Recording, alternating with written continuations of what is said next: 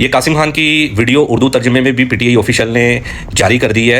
ये उन लोगों के लिए हैं जो एक तो पढ़े लिखे नहीं है और दूसरा पढ़ने की कोशिश नहीं करते। उर्दू पढ़ लेते हो तो ये उर्दू तर्जमा भी पढ़ लें। पाकिस्तान जिंदाबाद। Thank you, Madam Vice President.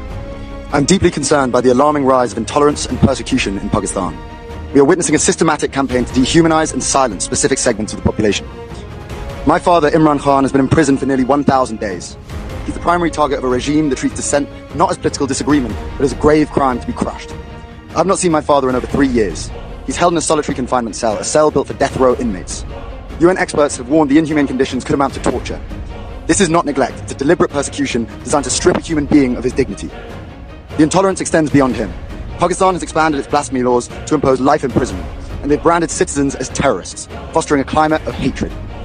We ask this Council and the OHCHR to urge Pakistan to end this persecution immediately. They must comply with UN Working Group's opinion, and they must release my father and all political prisoners. Thank you.